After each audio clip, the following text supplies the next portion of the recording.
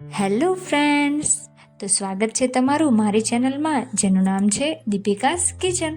આજે આપણે બનાવવાના છીએ કચોરી, એ પણ લીલવાની અને એકદમ હેલ્ધી રેસીપી, એટલે કે ઘઉંના લોટમાંથી. આપણે આમાં મેદાનો જરીક પણ ઉપયોગ કરવાનો નથી.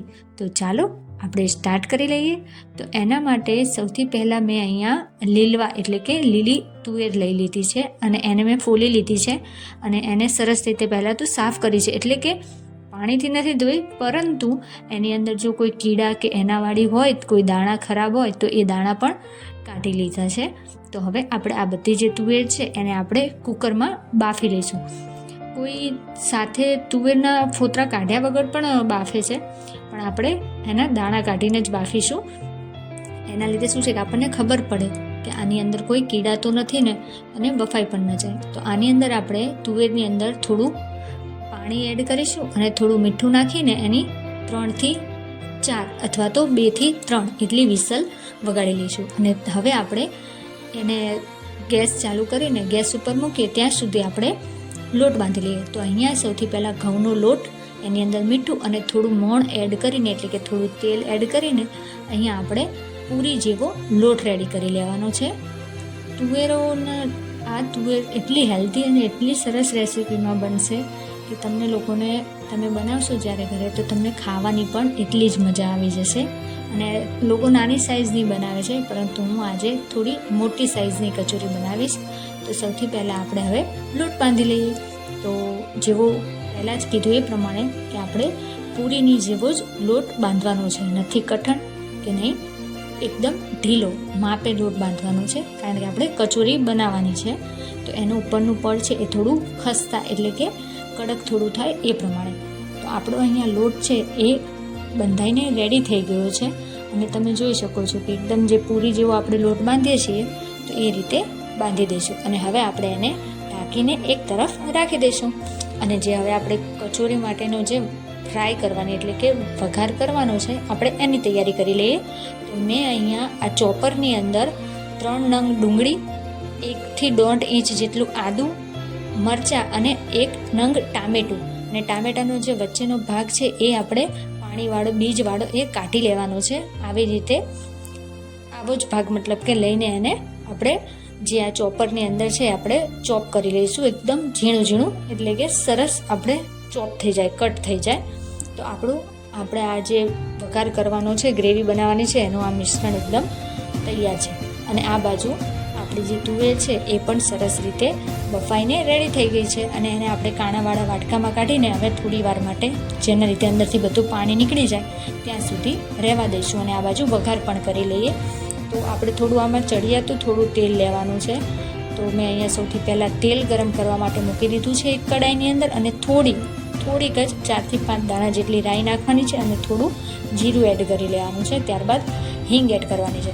અને હવે જે આપણે ચોપરની અંદર જે મસાલો, આપણે ડુંગળી, ટમેટાં એનાવાળો જે મસાલો કર્યો હતો એ આપણે આની અંદર કટ કરેલું બધું ગ્રેવી માટે એડ કરી લઈશું અને એને સરસ રીતે સાતડી લઈશું. હવે આની અંદર જે નવો ફ્લેવર અને એક અલગ ટેસ્ટ લેવા માટે આપણે આની અંદર એક વસ્તુ બીજી પણ એડ કરવાના છીએ. તો એની સાથે આપણે અહીંયા લીલું લસણ, આની અંદર આપણે સૂકું લસણ પણ લઈ શકીએ, પરંતુ લીલા લસણના લીધે ખૂબ જ સરસ ટેસ્ટ આવે છે. તો અહીંયા મેં 100 ગ્રામથી થોડું ઓછું લસણ લીધું છે. હવે આની અંદર આપણે જે ગ્રેવી છે એ કરવામાં તો આપણે થોડુંક લસણ નાખવાનું છે મતલબ, અને થોડું લસણ આપણે 2 થી 3 ચમચી જેટલું આપણે કાઢી લઈશું. હવે જે આપણી ગ્રેવી સરસ રીતે સતળાય છે ત્યાં સુધી આપણી જે તુવેર છે એને ચોપરમાં કે મિક્સરમાં નહીં, પરંતુ આવી રીતે ખાંડણી દસ્તાની મદદથી, આવી રીતે હું કુકરમાં જ ખાંડું છું. તો આવી રીતે કે જે એના અડધા દાણા ઝીણા એકદમ પીસાઈ જાય અને અડધા અધકચરા રહે, અમુક આખા રહે, એ પ્રમાણે આપણે બધા દાણા છે એને રફલી ખાંડી લઈશું થોડા. એટલે કે વધારે પડતા આપણે ખાંડી નથી લેવાના, થોડાક જ ખાંડવાના છે. અને અડધા આખા રહે અને અડધી ગ્રેવી જેવું થઈ જાય એ પ્રમાણે. તો અહીંયા હું તમને દેખાડું છું કે મેં અહીંયા આવી રીતે જે બધા દાણા છે અમુક આખા રાખ્યા છે અને અમુક જ ખાંડ્યા છે. તો એના લીધે થોડો આપણને જે ક્રન્ચી જેવો ટેસ્ટ થોડો એમાં આવે, કે વટાણાના જે આપણે વટાણા બટેકાની કચોરી ખાઈએ છીએ તો એમાં કેમ આખા વટાણાનો જે આપણને ટેસ્ટ આવે, એ રીતે આમાં પણ અલગ એક ટેસ્ટ આવશે.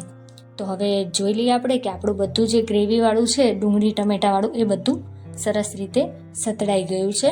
તો હવે આની અંદર આપણે મીઠું એડ કરી દઈશું સ્વાદ પ્રમાણે. આપણે જે તુવેર બાફી હતી એમાં પણ થોડું આપણે મીઠું એડ કર્યું હતું અને આમાં આપણે જે ગ્રેવીના ભાગનું જ મીઠું એડ કરીશું. તો આમાં હું અહીંયા 3 ચમચી જેટલું મરચું એડ કરું છું, કારણ કે શું છે કે અંદરની ગ્રેવી જેટલી તીખી હશે, મસાલો જેટલો તીખો હશે એટલું જ વધારે મજા આવશે. અને ક્વોન્ટિટી પણ થોડી વધારે છે મારે, એટલે મેં અહીંયા 3 ચમચી જેટલું મરચું, 2 ચમચી જેટલું ધાણા જીરું પાવડર અને ચપટી જેટલી એટલે અડધી ચમચી જેટલી હળદર એડ કરી છે. અને આ બધા મસાલા છે એને આપણે પહેલાં સરસ રીતે મિક્સ કરી લઈશું અને સરસ રીતે સતળાઈ જાય તેનું ધ્યાન રાખશું. હા, હું અહીંયા એક વસ્તુ ભૂલી ગઈ હતી, એ હવે હું ફરીથી એડ કરું છું, જે અહીંયા છે ગરમ મસાલો. આપણે 1 ચમચી જેટલો ગરમ મસાલો એડ કરીને આપણે એને પણ સરસ રીતે સાતળી લેવાનો છે. તો તમે જોઈ શકો છો કે આપણે ગરમ મસાલો છે એ સરસ રીતે નાખી દીધો છે. ત્યારબાદ સરસ રીતે મસાલા બધા સતળાઈ ગયા છે. અહીંયા મેં અડધી ચમચી જેટલી ખાંડ એટલે કે ચપટી જેટલી જ ખાંડ એડ કરી લીધી છે. હવે આપણે બધી જે ખાંડ સહેજ ગરમ જ છે મસાલો એટલે ખાંડ પણ સરસ રીતે આપણી ઓગળી જશે. હવે આપણે જે દાણા હતા તુવેરના એ જે ખાંડેલા અને અધકચરા ખાંડેલા હતા એ બધા દાણા આપણે આ ગ્રેવીની અંદર મિક્સ કરી લઈશું. પહેલાં એડ કરી લઈએ અને પછી એને આપણે સરસ રીતે મિક્સ કરી લઈશું. હવે એ જે આપણે 2 થી 3 ચમચી જેટલું આપણે લીલું લસણ રાખ્યું હતું એ એડ કરી લઈએ અને થોડી ધાણા ભાજી એડ કરી લઈએ. અને આ બધું હવે આપણે સરસ રીતે આપણો માવો એકદમ રેડી કરી દઈએ. તેલ થોડું ભલે વધારે છે, પણ જ્યારે આ માવો સરસ રીતે આપણું મિક્સ થઈ જશે બધો મસાલા જોડે તુવેર, તો એ એકદમ કોરું જ પડી જવાનું છે. કંઈ ઓઇલી કે એવું કાંઈ જ લાગવાનું નથી. આમાં તેલ થોડું ચડિયાતું હોય તો જ સરસ આની બધી જે ગ્રેવી થઈ ગઈ છે એ ગ્રેવી પણ સરસ રીતે સતળાય છે. અને વટાણા એટલે કે આ તુવેર છે, તમે આની અંદર વટાણા એડ કરવા હોય તો પણ તમે એડ કરી શકો છો. તો આ તુવેર છે અને તમે જોઈ શકો છો કે કેવો સરસ રીતે મસાલો એકદમ સરસ બની ગયો છે. આમાં આપણે કોઈ ચણાનો લોટ કે કોઈ બી લોટ એડ કરવાનો જરૂર પડતી નથી. હવે આને આપણે થોડી વાર માટે ઠંડો થવા દઈએ. તો આપણો મસાલો છે હવે સરસ રીતે આપણે ઠંડો કરી લઈશું. અને જે આપણે લોટ રાખ્યો હતો, મારાથી એક મિસ્ટેક થઈ ગઈ છે, મતલબ કે એક વિડીયો સ્કીપ થઈ ગયો છે, બનાવવાનો જ રહી ગયો હતો.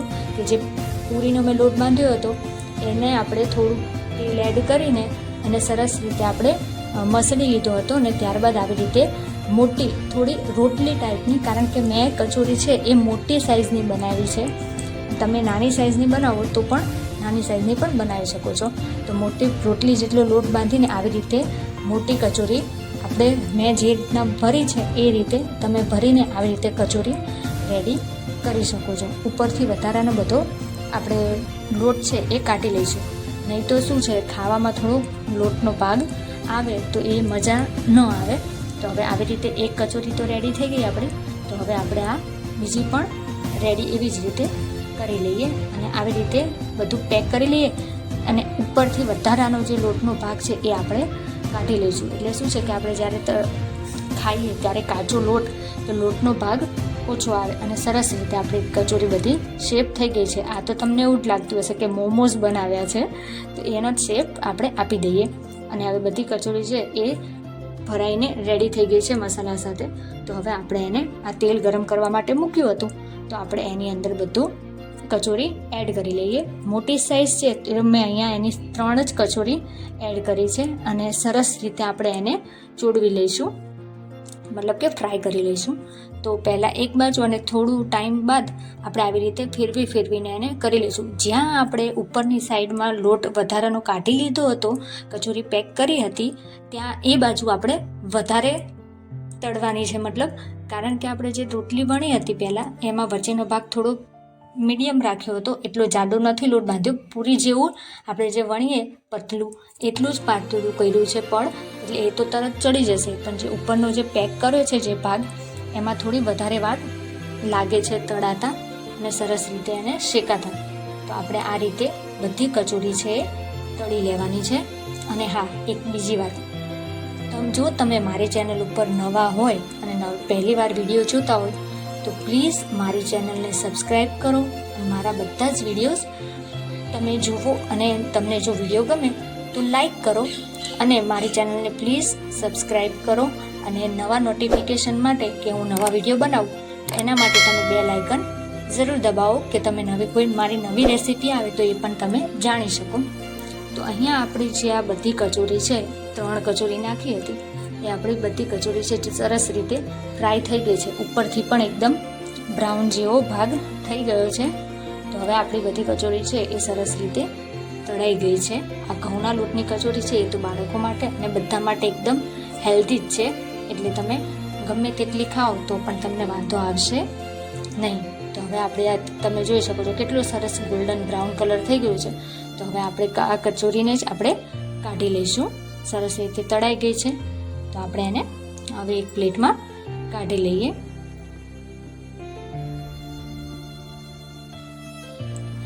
આ ઘઉંના લોટની છે પણ આમાં આપણે તેલ રહી જવાની જરી કે બીક રહેશે નહીં. એ બધું તેલ શોષાઈ જ જશે, એટલે ટેન્શન પણ ન લો. તળેલી વસ્તુ છે તો બી હેલ્ધી જ બનશે.